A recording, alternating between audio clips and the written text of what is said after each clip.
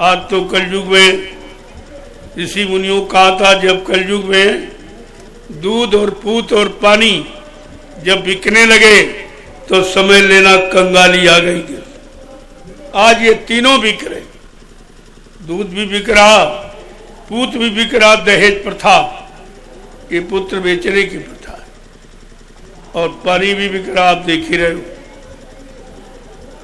अब ये कंगाली का समय आ गया, और कंगाली के बाद परिवर्तन होता है, वो परिवर्तन की घड़ी है। तभी तो लोगों की समझ में नहीं आ रहा। मैंने बहुत मना किया अपने कार्यक्रमों में, जब मीडिया पत्रकार मौजूद, मैंने उनके सामने कहा ये 24 का चुनाव देश के लिए, देश की जनता के लिए अच्छा नहीं होगा। हमारी अपील प्रार्थना है देश के राजा और प्रजा से कि चुनाव को टाल दो।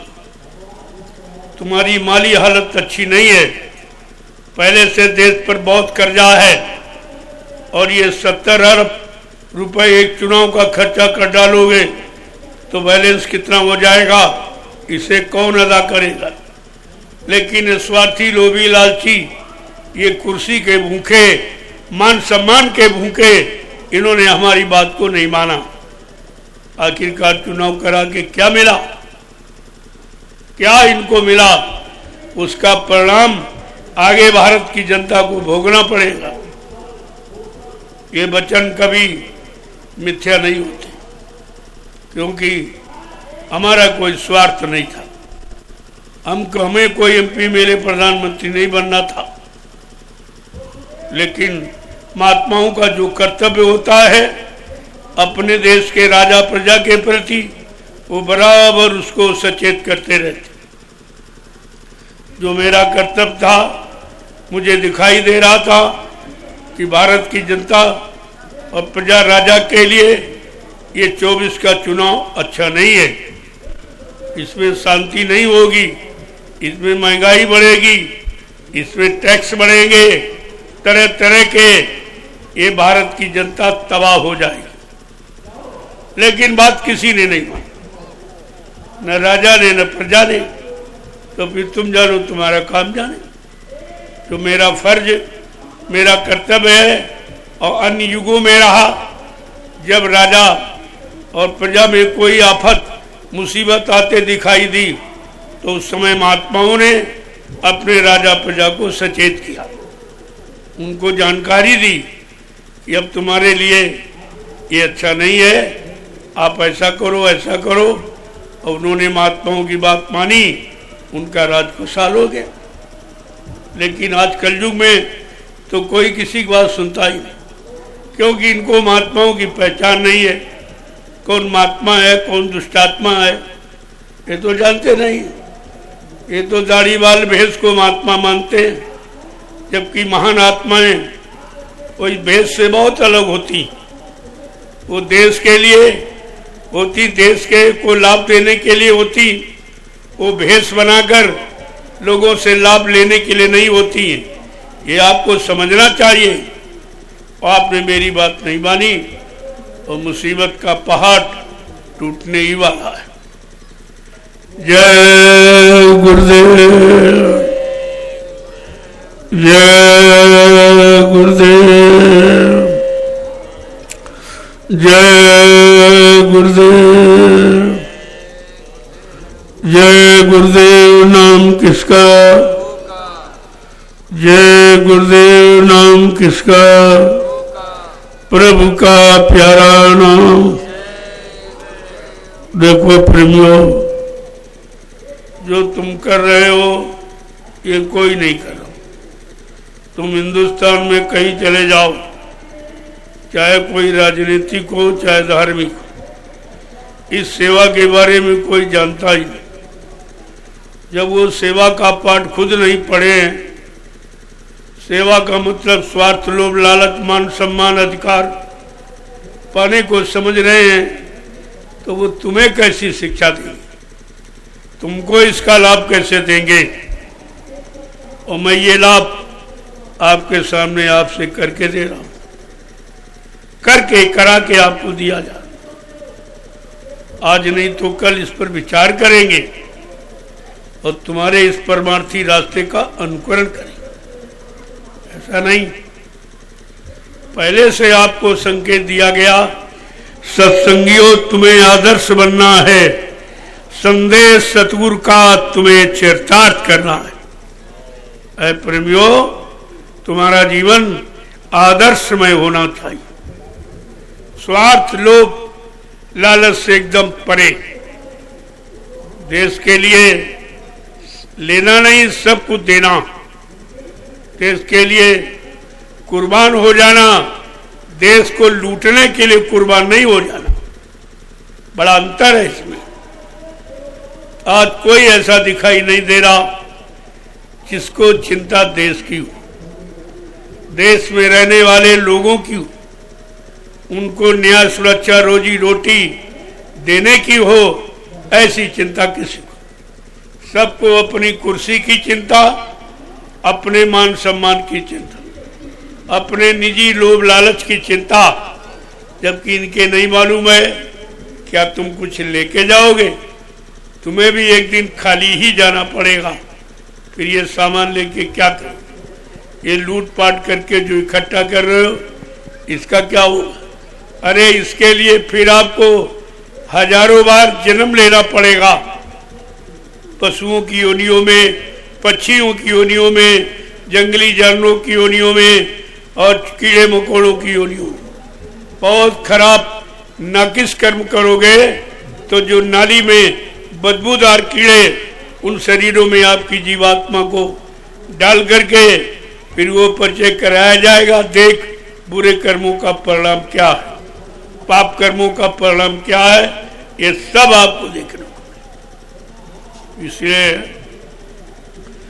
मैं ज्यादा कुछ कहना नहीं चाहता हूं, मैं तो अब कराना चाहता हूं। कहने का समय तो निकल गया, कभी कभी इशारे जरूर कर देता हूं कि कोई ये न कहे कि आप जानते थे तो आपने बताया क्यों नहीं, आपने रोका क्यों नहीं, इसलिए कह देता हूं। बाकी हमको इसकी कोई जरूरत नहीं, हमको तो कोई ख्वाहिश है नहीं, कोई इच्छा है नहीं, कोई तमन्ना है नहीं, तो हम इस झगड़े में पड़ना नहीं चाहता। लेकिन जब लोग आते हैं, परेशान होते हैं, रोते चिल्लाते हैं, तमाम तरह की बीमारियों से परेशान, लड़ाई झगड़ों से परेशान, दैवी प्रकोपों से परेशान, दुर्घटनाओं से परेशान, अकाल मौतों से परेशान, चोरी डकैती कत्ल बलात्कार से परेशान, इनकी परेशानी को देखकर कुछ कह दिया जाता है। लेकिन जब वो किसी की बात नहीं सुनते तो क्या हमारी बात सुन लेंगे? वो नहीं सुने, क्योंकि उनको इस पर विश्वास नहीं। वो तो समझते हैं कि हम जो जानते हो कोई नहीं जानता। बात तो सही है, तुम जो जानते हो कोई नहीं जानता, जो तुम कर रहे हो उसकी सजा पाने के भी बात कोई तुम नहीं जानते हो कि तुमको इन कर्मों के बदले कौन सी सजा मिलेगी, ये भी तो तुम नहीं जानते। तुम्हें मालूम ही क्या, जब अपने कर्मों का परिणाम नहीं मालूम तो भारत की जनता को शुद्ध सही सच्चे अच्छे कर्मों में कैसे लगाओगे? तो समय समय पर कुछ न कुछ इशारा आपके लिए किया जाता, मानना न मानना ये आपका काम, बताना मेरा। जय गुरुदेव, जय गुरुदेव, जय गुरुदेव, जय गुरुदेव, जय गुरुदेव। नाम किसका? प्रभु का। प्रेम से बोलो, जय गुरुदेव। सब मिल बोलो, जय गुरुदेव। बोलना होगा, जय गुरुदेव। अभी से बोलो, जय गुरुदेव। दुख दर्द हरेंगे, जय गुरुदेव। सब कष्ट मिटेंगे, जय गुरुदेव। सुख शांति भी देंगे। जय गुरुदेव। सबके दाता, जय गुरुदेव। सबके मालिक, जय गुरुदेव। प्रेम से बोले जय गुरुदेव। ये नाम नहीं इंसान का, ये नाम है प्रभु का, ये काम नहीं इंसान का। ये काम है प्रभु का। प्रेमियों, ये काम इंसानों के बस काम नहीं है,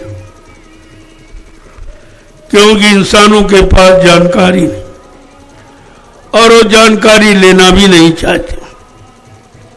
विनाश काले विपरीत बुद्धि, जब जिनका विनाश होने को होता है उनकी बुद्धि विपरीत दिशा में कार्य करती। कितनी अच्छी सच्ची नेक भली बात बताओ तो उनकी समझ में नहीं आती, और आगे का समय बहुत खराब है। सबकी बुद्धि चकरा जाएगी, सब आपत्ति मुसीबत में फंस जाएंगे। अंततोगत्वा संतों की शरण में आपको आना ही पड़ेगा, दूसरा कोई रास्ता इनके पास नहीं है।